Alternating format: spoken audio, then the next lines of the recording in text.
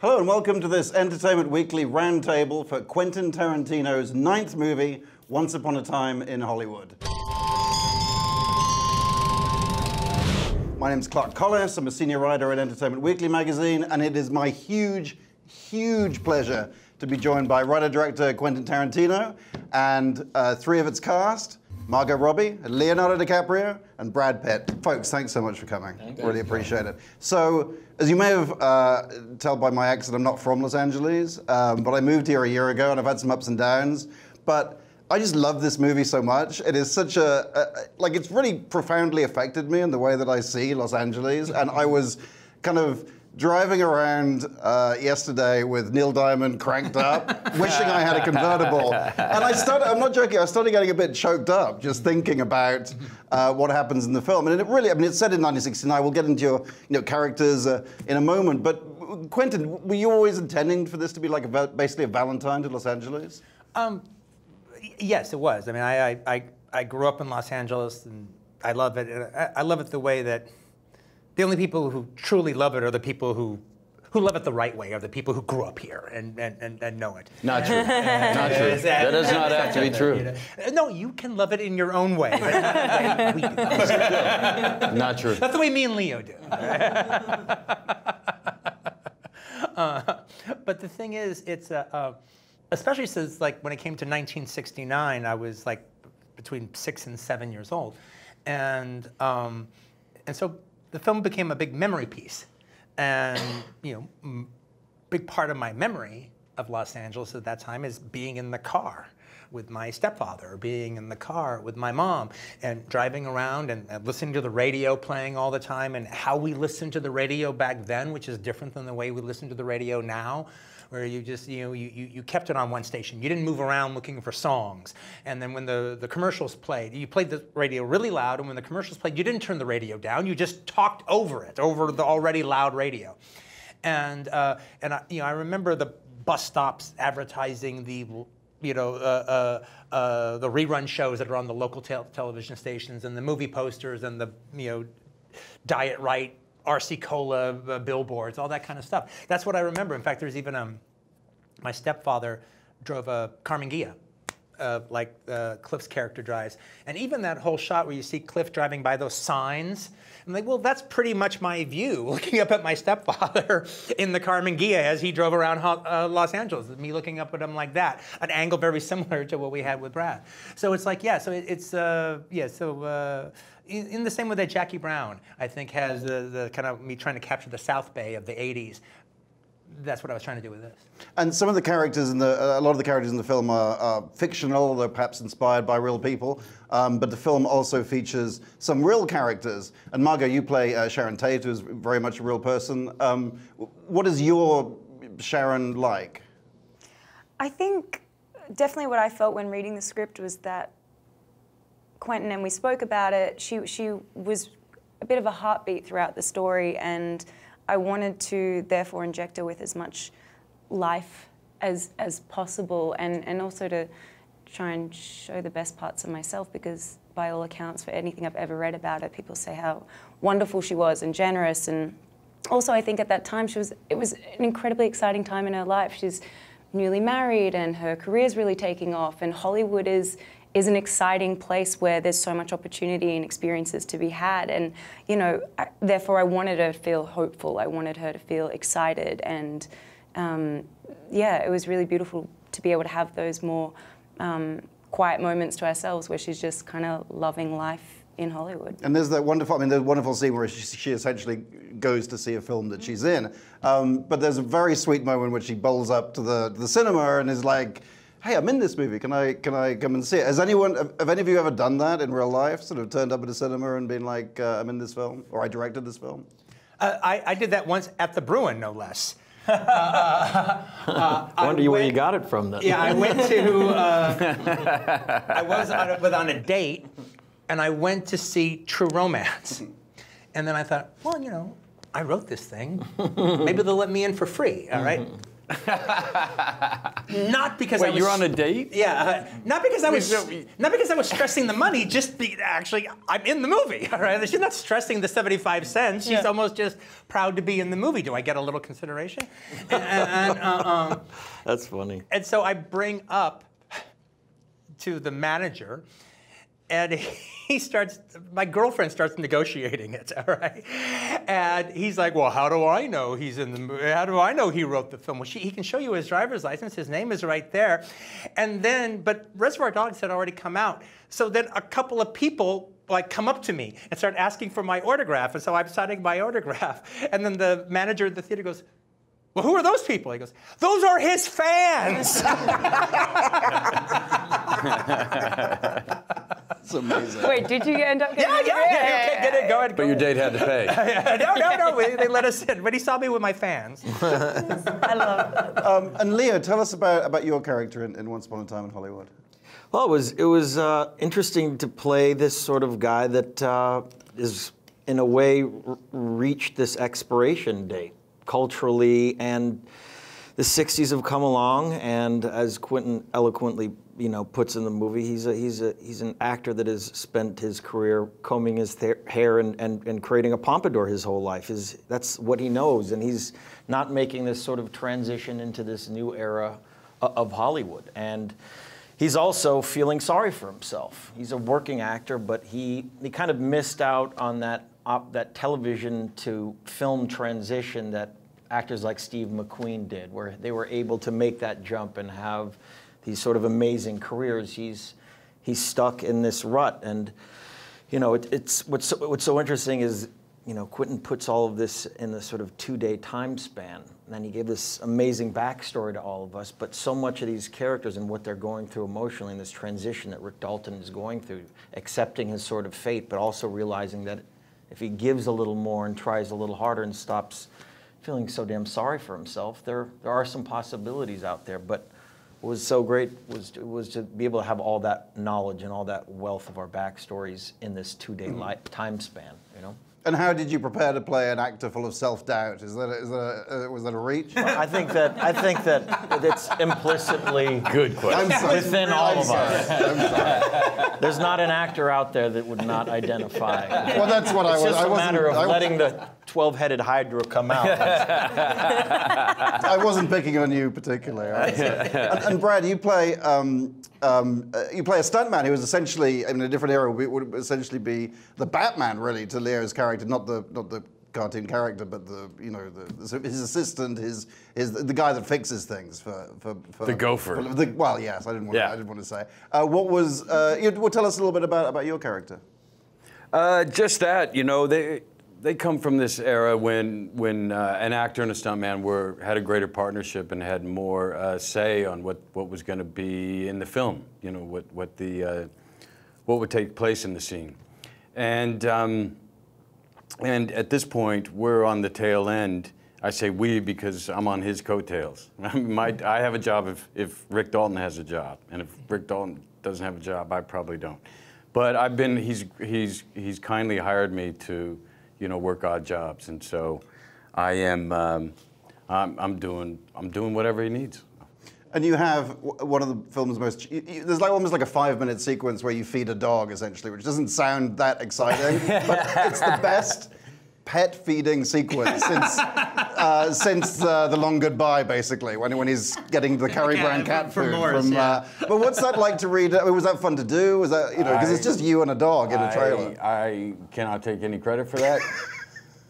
It's a very again, Quentin's constructed this 2 days in a life, or what becomes 2.5 days, I guess, ultimately.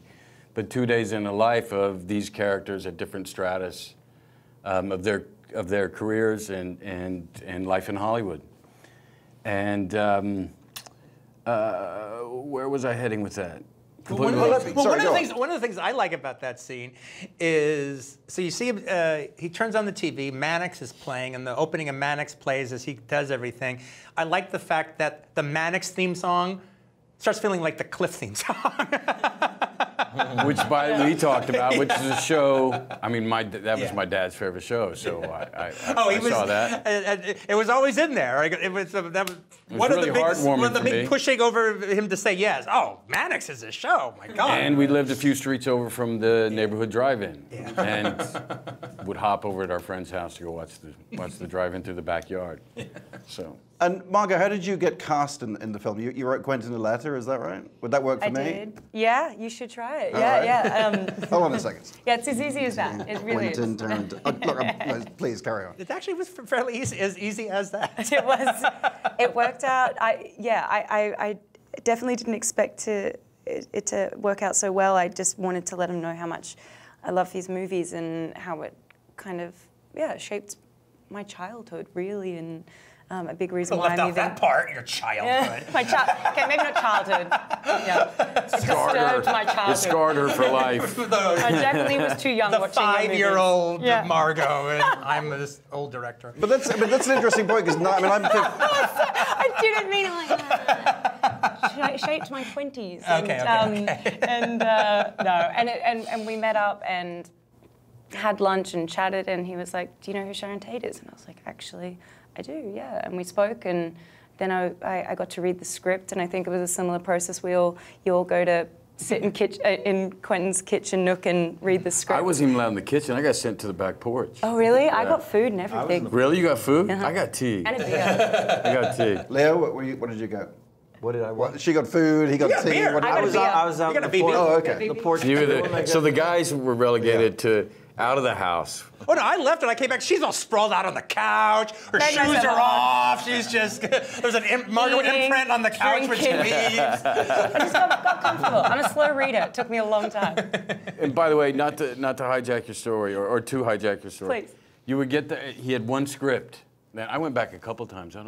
Yeah, I went back a couple times. But you get there the first time, the scripts, it's a little dog-eared here. There might be a little stain here. By the time I came back the second time, there's like coffee rings and spaghetti sauce and things all crinkled and the whole thing. So there's notes from the plumber. No, but that's where you're like, okay, no, it's alive now. This is a living, breathing document. No, you still have that one. You have to, absolutely. Right? Yeah. Sorry, you were heading somewhere, and I just beautifully. You encapsulated the experience perfectly. And Leo, you have this. I would spoil what it is, but you have this amazing scene with Luke Perry, who plays a TV actor, like as your character is essentially. And sadly, we lost him since the film was completed. Could you talk a little bit about working with him? Well, I was just immediately struck by his kindness, and talking about being a native of Los Angeles, being around this industry my entire life, and really having it, in a lot of ways shaped who I am, there was this immediate excitement in seeing Luke Perry, on set. It was incredible. I remember being, in my teens, and he was the manifestation of the new Dean on television, and everyone was crazy about him.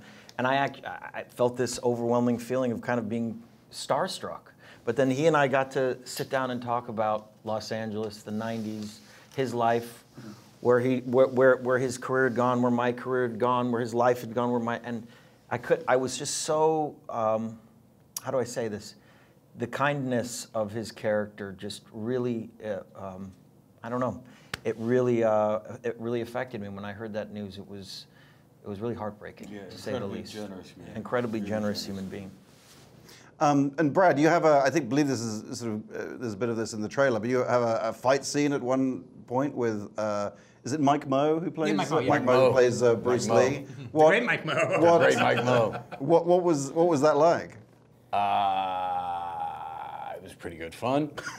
I love Mike Moe's story because he was an actor who things weren't working out for him, so he moved away to raise his family, to provide for his family, opened up a dojo, and then heard about this. Did he contact you? Is that how it went? He didn't contact me. I think I contacted Vicky, yeah. Casting. And ends up getting the part. He moves away and gets the part, and comes back and does this, and he's brilliant. Well, he tells a great story. So he's an actor. He's done the show Inhumans and everything, but basically he runs a dojo out of Wisconsin. Yeah. And so he got the part, And so he's going to go back to Wisconsin, but he got the part soon enough that he could stay for a couple of days so he could be at the script reading. Mm-hmm. So we just invite him to the script reading. So I want you to go and play Bruce Lee at the script reading. And he's already got the part. He knows that. So he shows up there. He doesn't really know who's in the movie. Is that right? Yeah. So he shows up there, and then Brad walks through the door. And then Leo walks through the door. Then Margot walks through the door, and Al Pacino walks through the door, and Burt Reynolds walks through the door, and Luke Perry walks through the door, and Tim Oliver, he's like flipping the F out. He's just like, keep it cool, just keep it cool. Don't let everybody know that you are freaking out to sit at this table. I was freaking out to sit at that table. That's a Hollywood story. Yeah. And I went to the Playboy Mansion, I guess a few years before Hef passed away. No, just to interview. Yeah, it was very professional. It was during the day.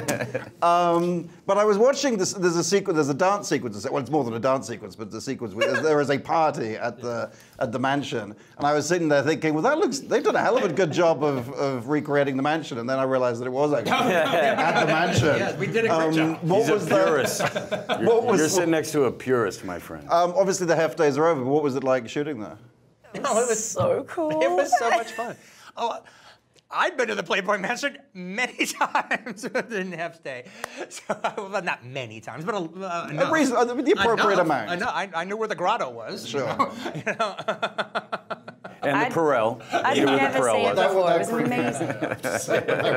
And all the animals are there too. It was And there's that little room with all the. And that was just the actors. There's the room with all the pinball machines and everything. Yeah. That was like cool. Secret. What about the theater room? Didn't he have a theater room?